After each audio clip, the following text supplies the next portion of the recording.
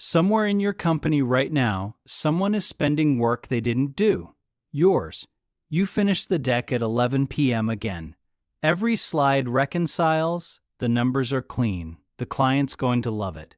You save it to the shared drive and go to bed proud. That file will sit there, technically perfect, and do less for your career than the 2 minutes someone else spends tomorrow morning walking it into your director's office and calling it what we've been working on. You think good work is the currency here. It isn't. Somewhere between your laptop and the promotion list, someone else already spent what you built. By the end of this video, you'll see this side of office politics happening in real time, while there's still time to do something about it.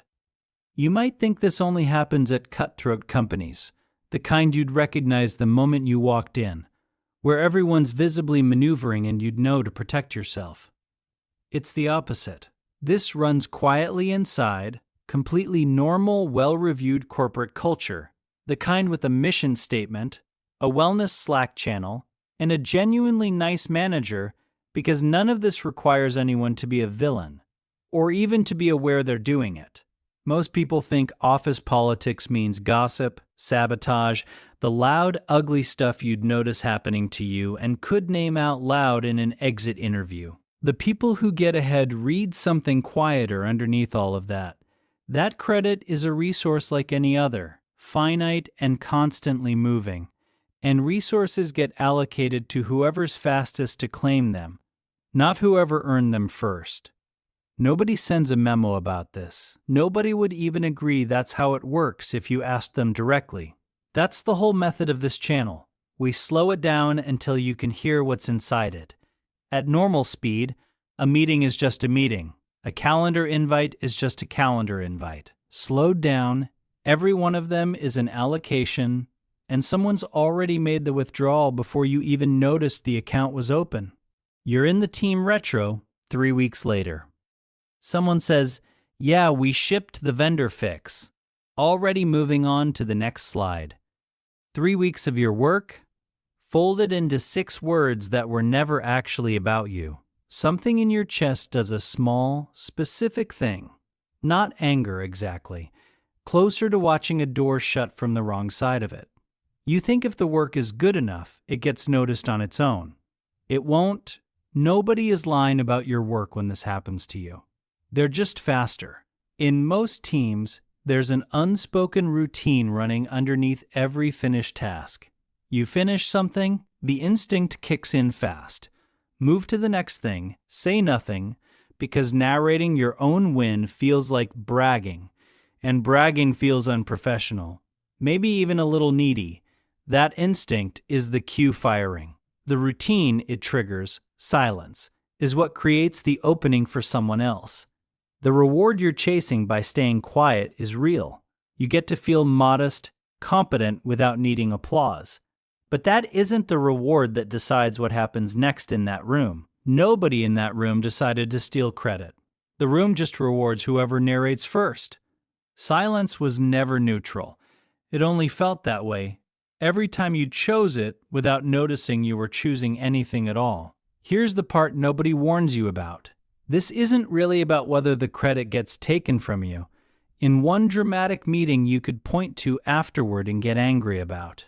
It's about who gets to be the source of the story before the story even needs telling, which is a much quieter theft than the one you were braced for, and one you can't file a complaint about because technically nothing was stolen at all. And it goes further back than the room you just sat in. You get pulled into the real meeting at 2, ready to make your case. But something in the room has already settled before anyone said a word. Like walking into the third act of a play you were never invited to the first act of. You think the person best suited for the high visibility project is who gets chosen for it, on merit, because that's how a functioning team should work. They aren't. By the time the official meeting happens, the real decision is usually already made. Somewhere smaller, somewhere faster. A 15-minute pre-sync.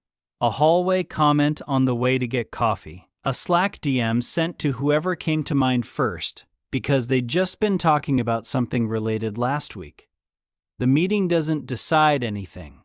It ratifies a decision that already happened while you were heads down on something else entirely. This isn't a personal failing on your part, and it isn't random either. Research on this keeps landing on the same finding. The organizational psychologist Adam Grant has spent years documenting how visibility and self-promotion shape who gets seen as competent, almost independent of actual output, and how the people who quietly do the most tend to be the ones most reliably passed over for the next opportunity, precisely because they never narrate their own contribution loudly enough for it to be top of mind when someone's deciding fast. You don't need to become someone who brags in every meeting. You need to stop assuming the meeting is where the decision gets made. Watch your own calendar for a week.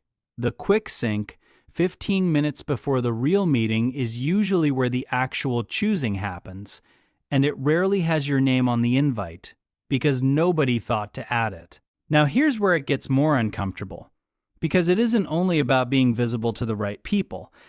It's about what you've been calling generosity this whole time, and whether it was ever working for you. Someone stops by your desk. Hey, since you're always around, mind taking this one too? Not really a question. Already assumed. Already yours before you've said anything back. You think being endlessly available, every favor, every quick question, every request that lands in your inbox builds you a reputation as reliable, someone worth keeping around and eventually promoting. It doesn't. Here's the mechanic underneath it. Capital only exists where there's scarcity. If your yes is unconditional, it stops functioning as a signal. It becomes the base rate, the thing people expect from you by default, not the thing they remember you for when a decision matters. Notice the language difference the next time it happens. Hey, since you're always around is not the same sentence as, would you actually have time for this?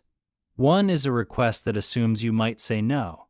The other is an assumption already priced in because your availability stopped registering as a gift somewhere around the 10th time you gave it away for free, quietly, without anyone noticing the cost. Least of all you. Look at your calendar for the last month.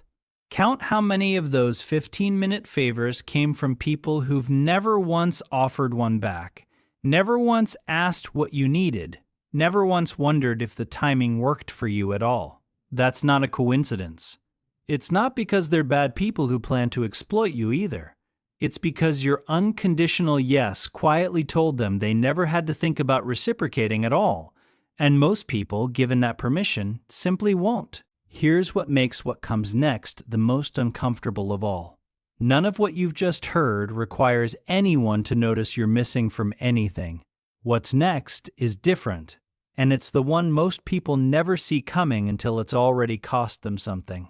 3 days later, you're scrolling back through an old thread, and there it is.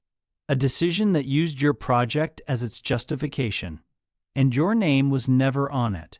Not left off by accident. Just never assumed to matter enough to include in the first place. That's colder than an argument. An argument at least means someone thought you were worth confronting. You think exclusion looks like something you'd recognize immediately. A cold shoulder, a blow-up, a moment you could point to afterward as proof. You wouldn't. Real exclusion is almost never an event. It's an absence. And absences don't announce themselves the way conflict does.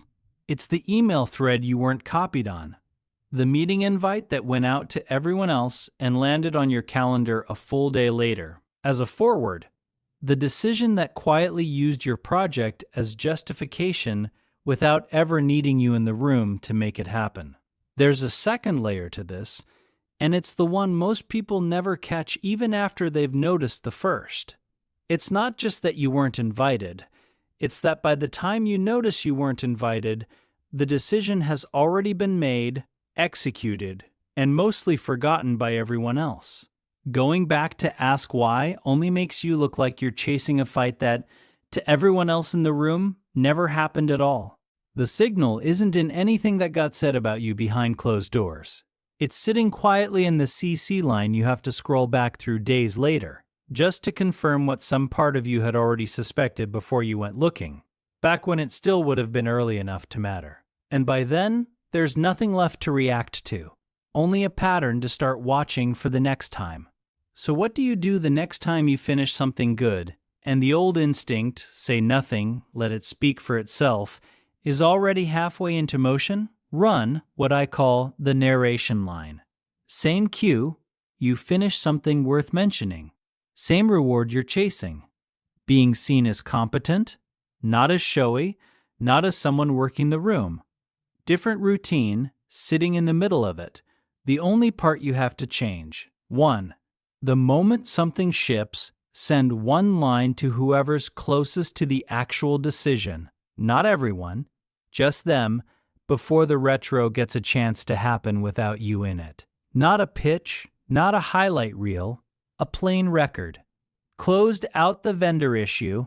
Here's what changed and why. 3 sentences, sent same day, is the whole habit. 2. In the meeting where your work becomes the topic, say 1 sentence before someone else does. Not to compete for the room or perform confidence you don't feel, just to be the source the room remembers when someone tries to recall who owns this later. 3.